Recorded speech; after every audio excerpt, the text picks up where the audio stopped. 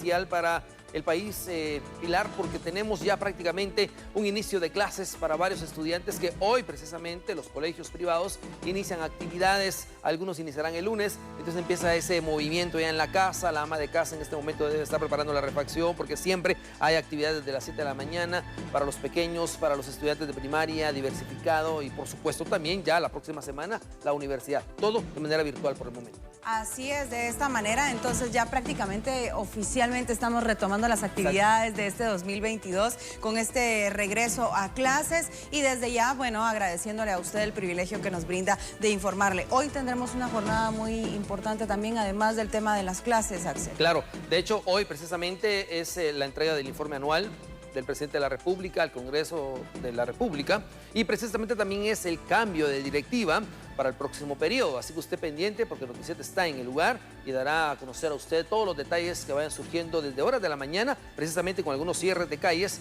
por la misma situación del protocolo y también de las actividades que se van a desarrollar durante toda la mañana. En Europa, Sudamérica, Estados Unidos y ya ahora ya empezó a afectar Centroamérica. De hecho, Guatemala tiene un incremento de casos. Así es, y precisamente hablando de nuestro país, pues se ha dado a conocer que la mayoría de los casos que se presentan ya en un cuadro grave es de personas que no han sido vacunadas. Un total de 59 pacientes con un cuadro positivo para COVID-19 han sido hospitalizados durante la última semana y media en el Hospital General San Juan de Dios, teniendo un incremento del más del 100% en comparación a diciembre del 2021. El doctor Gerardo Hernández informó acerca del estado de salud de los pacientes, entre los que se contabilizan menores de edad. Dentro de los cuales tenemos 3 pacientes embarazadas, la cual una de ellas dio a luz ayer. Tenemos 9 pacientes en pediatría y el resto en el área de adultos. Siempre pacientes con comorbilidades, como hipertensión, como problemas de lo que son los riñones, diabetes, y pues sí tenemos un incremento bastante importante. Hemos tenido muchos brotes dentro del hospital, que eso ha hecho que cerremos el hospital nuevamente. Ahorita cerramos completamente lo que son las visitas, ya no estamos recibiendo.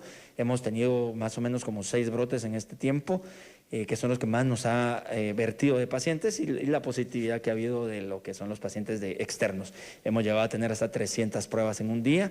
La cola ha dado la vuelta a la manzana completamente para venir a hacerse sus hisopados, vienen familias completas a hisoparse. Eso nos ha pues alarmado bastante en la situación actual. Sabemos que el esquema de vacunación no previene la enfermedad, no nos previene estar infectados, pero la gran mayoría que ha salido infectado está en sus casas y pasan de leve a inicio de moderado.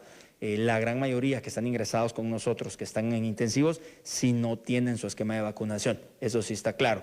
Pero sí, también para que le quede claro a la población, la vacunación no evita que nos podamos infectar. Lo que sí evita es que se agrave la enfermedad y realmente sí se ve bien en nuestros intensivos y nuestros pacientes graves, que sí, los que están más graves, sí, la mayoría no tienen su esquema de vacunación. Es importante mencionar que Omicron no tiene que malinterpretarse y la gente no debe de pensar que Omicron es una gripe un poco más fuerte. Omicron es COVID y no podemos dejar de ver que Omicron en un momento determinado en un paciente puede llegar a llevarlo hasta la muerte. Entonces sigue siendo COVID, aunque hemos visto que la sintomatología es más leve, que ha variado un poco, no debemos de confiarnos por eso. Los pacientes que han estado vacunados en más o menos de 5 a 7 días han disminuido su sintomatología y a los 10 días ya están saliendo negativos, los que algunos en un momento determinado por alguna razón le hacemos prueba, aunque epidemiológicamente después de los 10 días ya no estamos haciendo la prueba porque sabemos de que ya está negativo el paciente. A pesar de que el Hospital General San Juan de Dios cuenta con el abastecimiento necesario para atender a la población, el doctor Hernández recomienda mantener los cuidados y medidas de bioseguridad como el uso de la mascarilla, el lavado de manos. Al legislativo. 385 páginas con datos de 68 instituciones conforman el segundo informe que será presentado por el mandatario este 14 de enero en una sesión solemne programada para las 10 de la mañana en el Congreso de la República. El informe contiene 6 capítulos, entre ellos atención a la emergencia COVID-19, economía, competitividad, seguridad y desarrollo. El señor presidente estará el día de mañana apersonándose al Congreso de la República de Guatemala para presentar el informe general de la República. Esto es un pleno ejercicio de rendición de cuentas al pueblo de Guatemala, en donde el señor presidente estará presente en el Congreso. Nos estamos encargando de que la población en general reciba el informe de gobierno y que cada uno de nosotros podamos leerlo sin ningún tipo de complicación. Lo vamos a estar recibiendo por los canales institucionales también y sobre todo de forma personal. La población tendrá acceso al documento por medio del sitio web informerepublica.gt, en el cual se detalla el avance de las 50 metas de gobierno y los retos para los próximos 2 años. Respecto al documento, únicamente se han impreso 75 copias que se entregarán a la Junta Directiva del Congreso y el cuerpo diplomático. Con 134 votos a favor, diputados aprobaron el acuerdo para integrar la comisión de postulación para la elección de fiscal general. El Acuerdo 1-2022 establece la integración e instalación de la comisión de postulación para la elección de fiscal general y jefe del Ministerio Público. Esto para el periodo 2022-2026. La ley establece que el acuerdo para integrar dicha sala de trabajo debe aprobarse 4 meses antes de que finalice el periodo actual del titular del ente investigador. La comisión de postulación debe integrarse por los decanos de las facultades de Derecho de las universidades del país, el presidente del Colegio de Abogados y Notarios de Guatemala, el titular del Tribunal de Honor de dicha instancia y el presidente de la Corte Suprema de Justicia, quien presidirá esta sala de trabajo. Se tiene previsto que la próxima semana sean juramentados los integrantes de la comisión de postulación. Los profesionales deberán entregar la nómina de 6 aspirantes al presidente de la República, tras realizar un proceso de selección por medio de la aplicación de la tabla de gradación y otros mecanismos. Un dinero extra, fingió su propio secuestro, exigiéndole a su propia familia 150,000 quetzales por su propia liberación. Bueno, todo esto llevó a una serie de investigaciones y la captura de la misma. Desde el pasado 10 de enero, Sonia Damaris Lobos se encontraba desaparecida. Su familia, angustiada, inició con su búsqueda, quienes son originarios del departamento de Jutiapa. Horas después recibieron una llamada en donde se exigía 150,000 quetzales para liberar a la víctima, por lo cual la familia decidió dar aviso al Comando Antisecuestros de la Policía Nacional Civil, quien en 48 horas lograron dar con la víctima y también se percataron que ella había fingido el secuestro. Se apersonan al lugar, brindan toda la asistencia necesaria a la familia, que por supuesto estaba en una crisis. Ellos brindan esa asistencia y cabe resaltar que mediante seguimiento, diferentes técnicas y métodos de investigación, en menos de 48 horas se resuelve un caso de supuesto secuestro. Y digo supuesto secuestro porque mediante la investigación, el trabajo de campo que realizó el personal del Comando Antisecuestros, pues se reporta una captura. Y cabe resaltar que la captura es de Sonia Damaris Lobos Rosa, de 36 años de edad.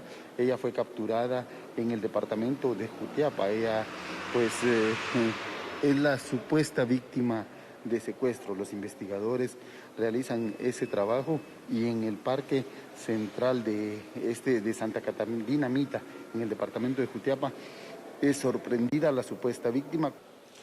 Al ubicar a la supuesta víctima, los agentes le incautaron un teléfono celular desde donde realizaba las llamadas intimidatorias a sus familiares para cobrar el dinero del... Pero, ¿y qué pasa ahora con la aparente víctima? Esto es lo que opinan los expertos. Hable del delito, llamémosle así, de secuestro como tal, porque autosecuestro no se define, es una opción, pero pueden haber otras opciones legales también que definitivamente la van a incriminar. Hay una coacción claramente, ¿por qué? Porque está intimidando a la familia, en este caso supuestamente haciéndoles creer que está en peligro y en riesgo su vida y está pidiendo a cambio dinero por ello. Aparte, si hay más personas que en todo caso colaboraron con esta situación, que sabían de esta situación, puede venir desde la omisión de denuncia hasta la asociación ilícita propia de la situación. Y por supuesto se podría eventualmente tipificar, dependiendo lo que haya sucedido y haya pasado en las llamadas o la forma en que se dio la petición de dinero, el delito de amenaza como tal, porque en teoría está amenazando con hacer un daño a uno de los principales bienes jurídicos tutelados, como es la vida.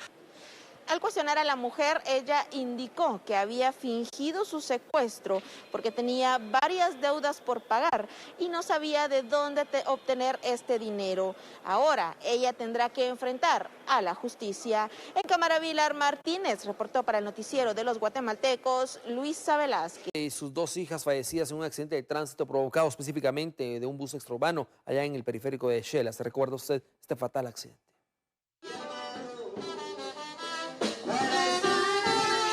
Consternación y dolor se observa en la comunidad de la Nueva Candelaria en el municipio de San Cristóbal Totonicapán, donde son velados los cuerpos de Daniel Vinicio Puac, de 27 años, y sus hijas Ashley Dominga Puacshop y Marta Puacshop, de 5 años, quienes fallecieron ayer en el accidente de tránsito registrado en el periférico de Quetzaltenango.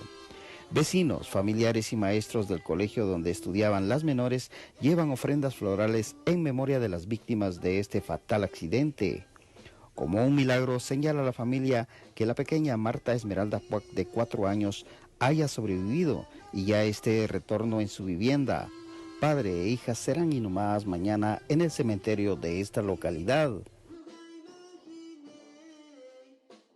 Un reporte de Leopoldo Batz desde Totonicapán.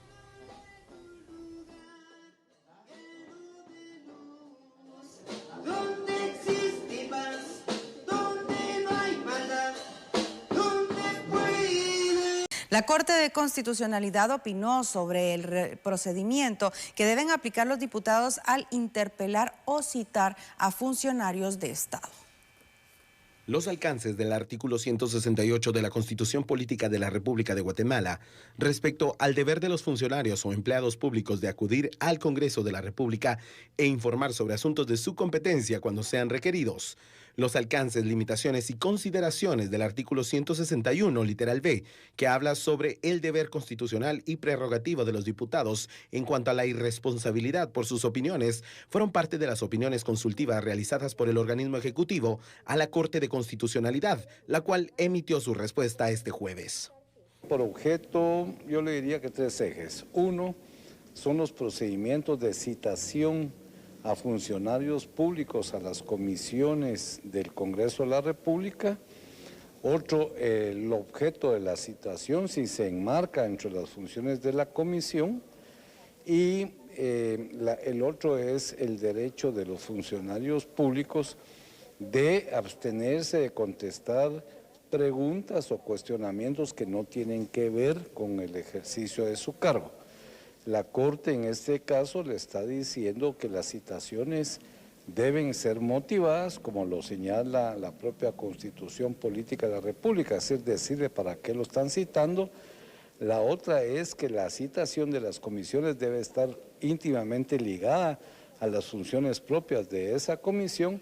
Y la tercera es que el funcionario debe de responder, debe de acudir y debe de puede abstenerse si las preguntas no son ni el objeto de la situación o que no tengan que ver con la comisión que lo citó. Otra de las consultas que fueron enviadas al tribunal requería la interpretación legal de los alcances del artículo 166 de la Ley Suprema, que se refiere a la interpelación de ministros de Estado. Y finalmente la interpelación, que es la que también se regula, el objeto de la citación, la notificación previa para ligarlo a ese procedimiento y si en caso no hubieran quórum establecido, poderse retirar después de establecerse a través de un procedimiento leal que compareció y que no hubo un quórum para poder seguir atendiendo el ejercicio de sus funciones. Los requerimientos fueron enviados el pasado 9 de noviembre de 2021, con lo que se busca agilizar la fiscalización del organismo legislativo sin interrumpir las obligaciones constitucionales de los ministros y funcionarios. Emitiera opinión sobre el procedimiento que deberían llevar a cabo los diputados a la hora de citar e interpelar a los funcionarios. Aclarados por la Corte a solicitud del organismo ejecutivo. ¿Eso derivado de qué? Derivado del abuso de algunos, de los privilegios y de las funciones que nos otorga la ley.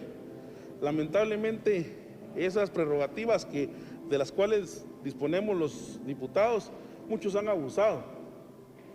Tener aquí parqueados, tener aquí a 5 ministros, haciendo uno cola tras otro, esperando a ser interpelado, no es posible.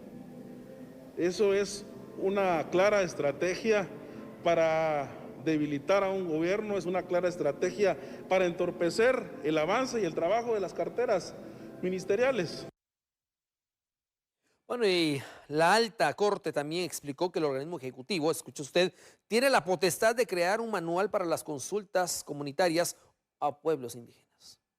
Mediante una opinión consultiva, el presidente de la República, Alejandro Yamatei, requirió que la Corte de Constitucionalidad detallara si era viable la implementación de un reglamento para llevar a cabo los procesos de consultas a pueblos indígenas, según el convenio 169 de la Organización Internacional del Trabajo, enviando un borrador de lo que podría ser el acuerdo ejecutivo. El presidente pretendió que esta Corte le hiciera un análisis sobre un anteproyecto que él quiere emitir con su ejercicio reglamentario, conformidad con el artículo 183 de la Constitución, y la Corte le recuerda que él tiene la facultad no solo de emitir el reglamento, sino tiene iniciativa de ley si pretende ejercerla ante el Congreso de la República. Las resoluciones de la Corte respecto a esta y otras consultas serán publicadas en los próximos días en el Diario Oficial para dar por enteradas a todas las partes interesadas en los procesos. Enfermedades existen. Tenemos también casos que se han elevado de diabetes y otras enfermedades más que hay que tomar en cuenta. Se estima que el 48% de la población guatemalteca padece hipertensión arterial, una patología crónica en la que los vasos sanguíneos tienen una tensión persistente alta, lo que puede dañarlos y ocasionar enfermedades cardiovasculares. Mientras que el 28% tiene diabetes y ambas enfermedades han cobrado la vida de más personas en Guatemala que el COVID-19, según la última actualización. De acuerdo con los datos del Instituto Nacional de Estadística, durante el 2020 al menos 14.400 personas murieron por enfermedades cardiovasculares, mientras que por diabetes fallecieron 9.782 guatemaltecos, haciendo un total de 24.182 decesos por ambos padecimientos, mientras que el COVID-19 ha terminado con la vida de 16.145 personas desde el inicio de la pandemia. Prevenirla es mucho más barato que curarla, porque una vez se adquieren esas enfermedades, el problema que tienen, a diferencia de la pandemia del COVID, es que esta pandemia no se cura.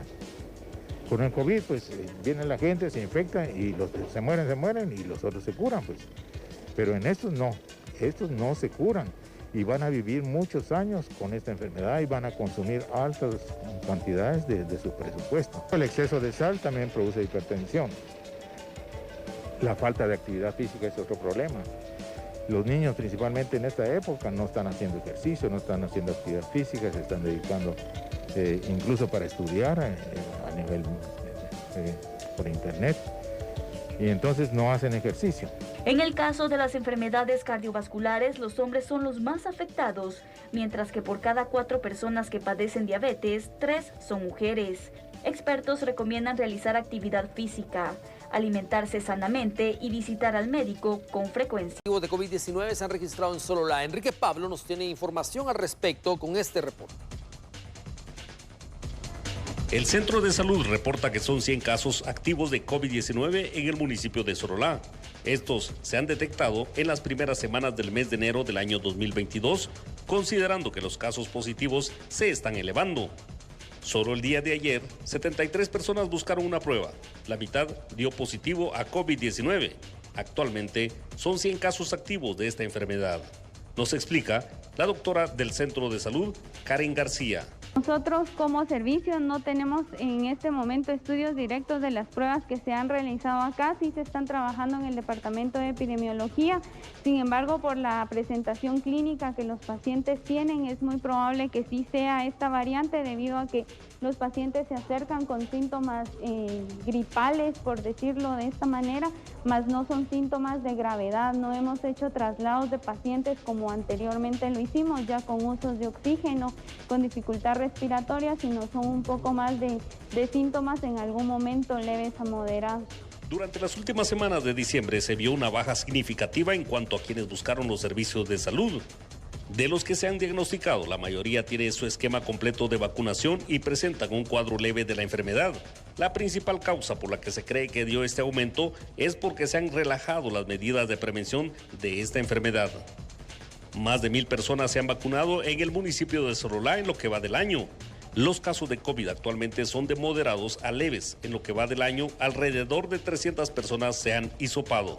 En todo el departamento se registran 26.644 personas con primera dosis y 19.521 con la segunda dosis. Se dio inicio a la aplicación de la... Específicamente fueron repatriados ayer y entre llanto y dolor, familiares y amigos recibieron sus cuerpos. 2 escenarios, vida y muerte, producto de la migración, se contrastaron en la Fuerza Aérea Guatemalteca. En un lado, la tristeza y frustración de aquellos que cruzaron la frontera sur de los Estados Unidos, pero fueron detenidos y posteriormente deportados. En el otro, bajo un ambiente de luto por la repatriación desde México de 18 cuerpos de compatriotas que murieron en ruta, entre ellos 5 menores de edad. Asimismo, otro de edad adulta que ingresó por vía terrestre con rumbo a Totonicapán. Estados reunidos el día de hoy en este acto solemne revela la necesidad de redoblar esfuerzos entre nuestros pueblos para que de manera conjunta y con una visión integral establezcamos nuevas políticas en materia migratoria que contribuyan a la mitigación de los desafíos que plantea la movilidad humana, mediante la realización de acciones que garanticen el respeto irrestricto de sus derechos humanos. Para nosotros es muy lamentable lo que está sucediendo. Realmente la niñez no acompañada y su migración irregular está afectando nuevamente a las familias y en este caso enlutando a 5 familias guatemaltecas. Las edades de estos niños oscilan entre los 13 y los 17 años de edad. Cada féretro fue trasladado por las unidades funerarias con rumbo a Quiché, Chimaltenango y Petén. Sin embargo, la cifra de compatriotas fallecidos ascendió a 40, por lo que se está en coordinaciones con autoridades federales mexicanas para retornar los otros restos mortales y los que están pendientes de identificar y que se encuentran aún en las morgues. Precisamente la esposa de uno de los compatriotas que murió en el accidente del tráiler ocurrido en Chiapas, México, el pasado 9 de diciembre, nos brindó su testimonio sobre la última comunicación que tuvo previo a este lamentable suceso. Pues él lo único que nos decía que iba para un futuro mejor para sus hijos. Ajá. ¿Cuántos hijos dejan la orfandad? 3. A los 3 niños que se refiere son Carlitos, Abby y Dulce, que únicamente recordarán las palabras que les dijo su progenitor, Jaime Enrique Subuyuj, que partió en búsqueda de una mejora económica. Sin embargo, todos esos sueños quedaron frustrados en un abrir y cerrar de ojos.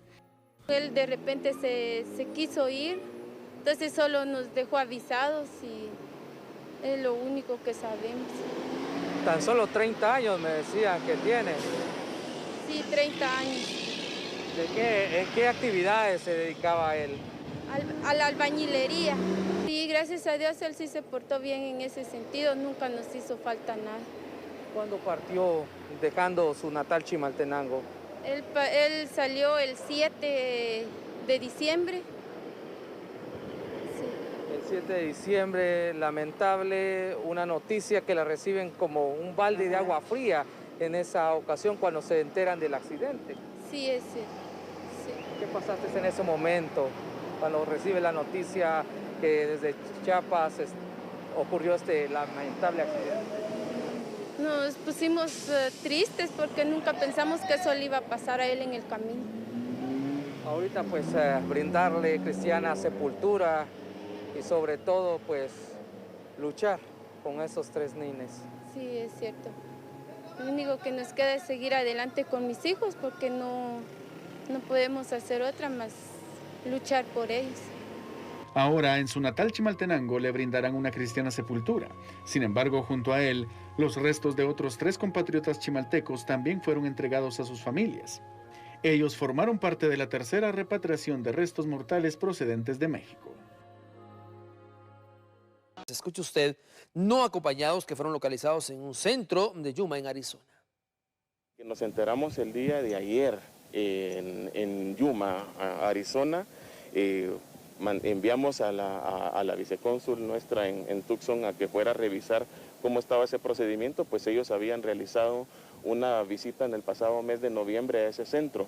Y fueron a corroborar lo que ya sabíamos, de que en ese centro en específico no hay una cantidad importante de guatemaltecos en comparación con otras nacionalidades. Actualmente en ese centro se entrevistaron el día de ayer a 6 menores no acompañados, a los que se le está dando el seguimiento correspondiente. Por aparte, durante estas primeras 2 semanas del año, la Secretaría de Bienestar Social ha reportado la atención a más de 50 niños y adolescentes que viajaban a los Estados Unidos no acompañados. Durante esta primera quincena es importante mencionar que llevamos 51 niños atendidos en niñez migrante no acompañada. El año pasado se atendió a más de 8.100 niños de diferentes regiones, tanto del país como de diferentes nacionalidades. En el nuevo programa de niñez migrante no acompañada, en donde se les atiende inmediatamente para restituir los derechos humanos de estos niños. Bueno, es importante mencionar que dentro de Guatemala hay 3 municipios que son los más, 3 departamentos que son los más, que tienen más flujo de niñez migrante no acompañada, como lo es Quiché, Huehuetenango y San Marcos. Son los 3 departamentos que expulsan más niños migrantes no acompañados. Entidades que velan por los derechos de los migrantes se están preparando ante la posible conformación de la primera caravana de este año. Ante la posible caravana migrante que podría conformarse este 15 de enero, los misioneros escalabrinianos se preparan en las diferentes casas del migrante ubicadas en Centroamérica y en colindancia con México para atender a las personas y brindarles apoyo humanitario. Un reto para todas las autoridades dar una respuesta humanitaria en este contexto que se está dando las caravanas, porque sabemos que la crisis humanitaria en Centroamérica se ha agravado en los últimos tiempos y las personas siguen buscando esas oportunidades de vida más allá de las fronteras. También con relación al cambio del gobierno de Honduras, ojalá que el nuevo gobierno de Honduras empiece a trabajar directamente con los más pobres y necesitados de este país para que no tengan que salir de forma forzada para arriesgar la vida y buscar oportunidades. Y también las personas que van a solicitar protección internacional, asilo o refugio, tanto en Guatemala como México y Estados Unidos, para que realmente las personas sean escuchadas y este contexto histórico muy complejo que estamos viviendo prácticamente con la nueva variante Omicron, que también nos pone en alerta para dar una respuesta humanitaria al fenómeno migratorio. Solo la Casa del Migrante atendió más de 6.000 personas migrantes a su paso por Guatemala. Otros fueron retornados y también atendió. Programa internacional y nos despedimos, Axel. Claro que sí. Siga con Noti 7. Nos esperamos a las 13 horas. Hasta pronto.